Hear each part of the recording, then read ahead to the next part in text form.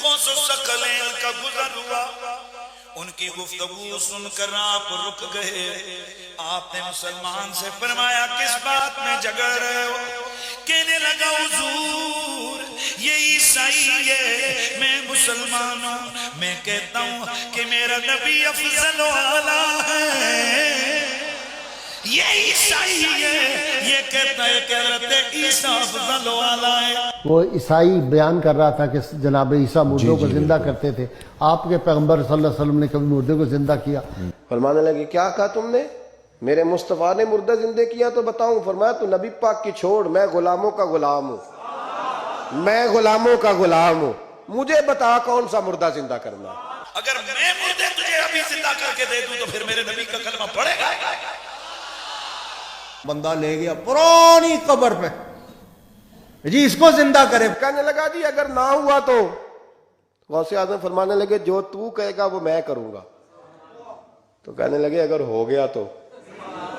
فرمایا پتہ ہے یہ کون تھا؟ انہوں نے کہا جی یہ گانے بجانے والے تھا۔ نوٹ کرو بھئی، سارے پوچھو تسلی کرو، ایسا ہی تھا جی ایسا تھا، اور جی 100 سال پہلے تھا، کسی نے بتایا اتنا۔ غوث پاک نے اس کا اٹھ، اچانک اس کی قبر پھٹی اور وہ مردہ گانا گاتا ہوا باہر آ کر کھڑا ہو گیا، اور یہ دیکھتا ہوا وہ عیسائی کہنے لگا وہ جب محمد کے غلاموں کی یہ شان ہے، محمد عربی کی کیا شان ہے؟ کوشچن آیا علی بھائی، ایک طرف تو آپ لوگ عیسیٰ علیہ السلام کے حق میں مردے زندہ کرنے کے معجزے کو مانتے ہیں، اور دوسری طرف اگر کوئی شیخ عبد القادر جیلانی رحمۃ اللہ کا مردہ زندہ کرنے والا واقعہ بیان کر دے تو اس کا مذاق بھی اڑاتے ہیں، آخر کیوں؟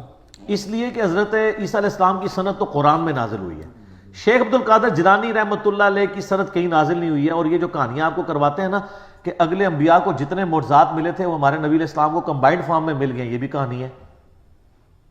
میں آپ کو بتا دیتا ہوں کئی چیزیں جو نہیں ملی۔ صحیح بخاری اور مسلم میں حدیث ہے قیامت والے دن سب سے پہلے ابراہیم علیہ السلام کو لباس پہنایا جائے گا، سب لوگ ننگے اٹھائے جائیں گے، تو یہ فضیلت ابراہیم علیہ السلام کے پاس ہے۔ بخاری مسلم میں حدیث ہے قیامت والے دن میں سب سے پہلے قبر سے نکالا جاؤں گا، لیکن میں دیکھوں گا کہ موسیٰ علیہ السلام مجھ سے پہلے ہی اللہ کے عرش کا پایا تھامے ہوئے کھڑے ہوں گے۔ مجھے نہیں پتا قیامت کی بے ہوشی ان پہ طاری نہیں ہوئی ہے یا دنیا میں جو اللہ کی تجلی سے وہ بے ہوش ہوئے تھے اس کے بدلے اللہ نے وہ ان کی بے ہوشی ختم کر دی۔ یہ موسیٰ علیہ السلام کی فضیلت ہے۔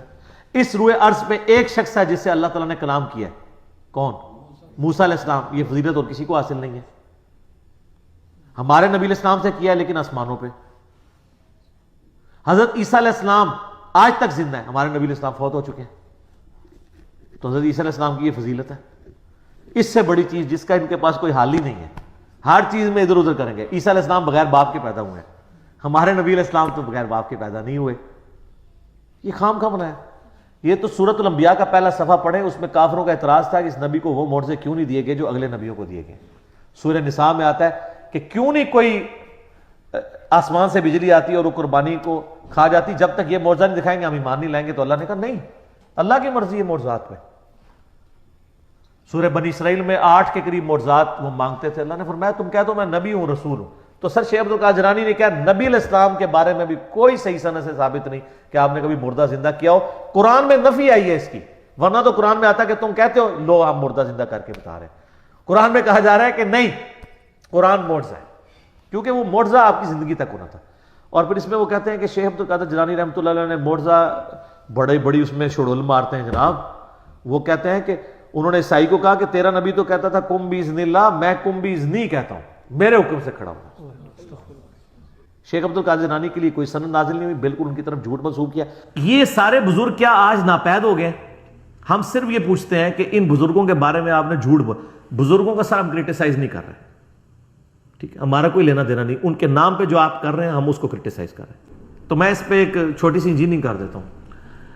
حضرت جندب ایک صحابی تھے، ولید بن جو عقبہ تھا جو حضرت عثمان کی طرف سے کوفے کا گورنر تھا، اس نے یعنی کوفے کی جامع مسجد میں نا وہ مداری بھی بلوا کے تماشا بھی کرواتا تھا، ٹھیک ہے۔ تو ایک دن اس نے ایک جادوگر بلوایا ہوا جو جس کا کلیم تھا کہ میں گدھے کے منہ کی طرف سے داخل ہو کے اس کے اخراج والی جگہ سے باہر نکل کے دکھاؤں گا، میں مردے کو بھی زندہ کر دوں گا۔ یہ واقعہ سلفیوں نے بھی صوفیوں نے بھی سب نے نقل کیا ہے۔ اس کے بعد اس کی انجینئرنگ نہیں کی، انجینئرنگ ہم کرنے لگے۔ تو وہ تماشا لگا کے بیٹھا ہوتا ہے، وہ جادوگر وہ پھر وہ کہتا ہے جی لاؤ جی، وہ کہتا جی آپ کو بندہ لاؤ میں اس کو قتل کر کے زندہ کروں گا. تو وہ 2 قیدی پیش کیے جاتے ہیں. تو وہاں پہ وہ صحابی انٹر ہوتے ہیں, وہ کہتے ہیں ولید تیرا ستیہ ناس ہو, یہ تو کیا کر رہا ہے, تیری عقل مانتی ہے کہ اس طرح یہ ہو سکتا ہے؟ وہ صرف ایک دجال والا معاملہ ہونا ہے, وہ بھی ایک دفعہ ہی ہونا ہے, وہ بھی اللہ تعالیٰ نے آزمائش, اس کے علاوہ تو کوئی چیز رپورٹ نہیں ہوئی ہے. تو وہ کہتے ہیں کہ نہیں یہ کر کے دکھائے گا. وہ کیا کرتے ہیں, وہ اس جادوگر کے ہاتھ سے تلوار پکڑ کے اس جادوگر کا سر کاٹ دیتے ہیں وہاں پہ. جادوگر کی سزا بھی یہی ہے, صحیح, وہ کافر بھی تھا اور جادوگر بھی تھا, اور کہا اب اس کو کیا اپنی اب خود زندہ ہو کے بتائے. ہائے ہائے ہائے, فقیری تھی بالکل صحیح. جڑا مردے نو زندہ کرتا ہے, آپ زندہ ہو کے دسے. تو سر اگر یہ سارے بزرگ جو مردوں کو زندہ کرنے والے دعوے ہیں, آپ یہ بزرگ ہمارے سامنے لے آئیں, ہم ان کو شہادت کے رتبے تک پہنچائیں گے. پہلے اسٹامپ پیپر پہ ان سے لکھوائیں گے کہ ہم آپ کو شہادت شہید اس لیے کرنے لگے ہیں کہ آپ تو لوگوں کے مردے زندہ کر سکتے ہو, آپ خود بھی زندہ ہوگے, اٹھ جاؤ گے, تو آپ ہمیں اجازت دیں تاکہ کل کو ہمیں جوڈیشری میں تاریخیں نہ بھگتنی پڑے. اس کے بعد ان کو شہادت کے رتبے پہنچاتے ہیں. سر یہ شہید ہونے سے پہلے ہی نا کتاب و سنت کا منہج اختیار کر لیجیے. کہیں گے نہیں انجینئر صاحب ہم بھی آپ کے ساتھ ہی ہیں, یہ کہانیاں تھیں. یہ ہم انجینئرنگ اس لیے کرتے ہیں کہ آپ کے دماغ کھلیں کہ بخاری مسلم میں تو صحابہ کے ایسی واقعات نہیں ملتے, جو کرامات بھی ملتی ہیں. میں نے 4 لیکچر دیے, مسئلہ 131 A B C D, جس میں نے صحابہ کی کرامات, نبی علیہ السلام کے معجزات بتائے ہیں جو صحیح سند سے ثابت ہیں. وہ دعائیں ہیں جو اللہ تعالیٰ نے ان کے حق میں قبول کر لی ہیں. اس سے زیادہ کچھ نہیں, کر کے کچھ نہیں دکھا سکتا. کر کے اگر کوئی دکھا سکتا ہے وہ صرف نبی ہوتا ہے, اور وہ بھی کرتا اس وقت ہے جب اللہ تعالیٰ اس کو اذن دیتا ہے. ورنہ میں آپ کو بتاتا ہوں, مجھے بتائیں حضرت موسیٰ علیہ السلام نے جب پہلی دفعہ عصا پھینکا, قرآن میں آتا ہے, تو کیا الفاظ ہیں, پیٹ پھیر کے بھاگے جب وہ اژدہا بن گیا. کیوں بھاگے؟ اگر انہوں نے خود بنایا تھا پھر تو انہیں بھاگنا چاہیے تھا, ان کو پتہ ہی نہیں تھا یہ ہو جائے گا. حضرت موسیٰ علیہ السلام کا یہ پہلا ایکسپیرینس تھا. اچھا, اس کے بعد وہ عام ہو گیا, جب بھی ہوتا تھا پھینکتے تھے. لیکن جب وہ بنی اسرائیل کو لے کے سمندری جھیل کے کنارے پہنچے ہیں, پیچھے فرعونی آ گئے, آگے جھیل ہے, تو ساتھی پھر کہنے شروع مروا دیتا جنا موسیٰ. پھر آتے ہیں کہ اللہ تعالیٰ نے وہی نازل کی کہ یہ موسیٰ یہ عصا پانی پہ مارو راستہ بن جائے گا. تو حضرت موسیٰ نے خود کیوں نہیں مار لیا؟ ان کو یہی پتا تھا کہ یہ صرف سانپ ہی بن سکتا ہے, ان کو کیا پتا تھا کہ یہ کام بھی کر سکتا ہے. صحیح, بالکل صحیح. سر قرآن میں سے کیا کیا رزلٹ نکل رہے ہیں, ان کو یہی پتا تھا یہ کر سکتا ہے, اور ان کو پتا تھا یہ وہی کر سکتا ہے جتنا اللہ نے اسے کہا ہوا ہے. میں اپنے مرضی سے اس سے یہ کام نہیں لے سکتا کہ اس نے یہ کام بھی کر دینا ہے وہ, اور اس نے کرنا بھی کوئی, مار کے بھی دیکھ لینا نا سر, کچھ بھی نہیں سی ہونا.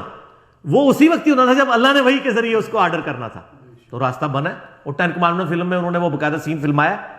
ٹھیک ہے, تو سر یہ باتیں آپ کو بتاتی ہیں کہ قرآن و سنت کا دین اور بابوں کا دین اور کتابوں کا دین اور بابوں کا دین اور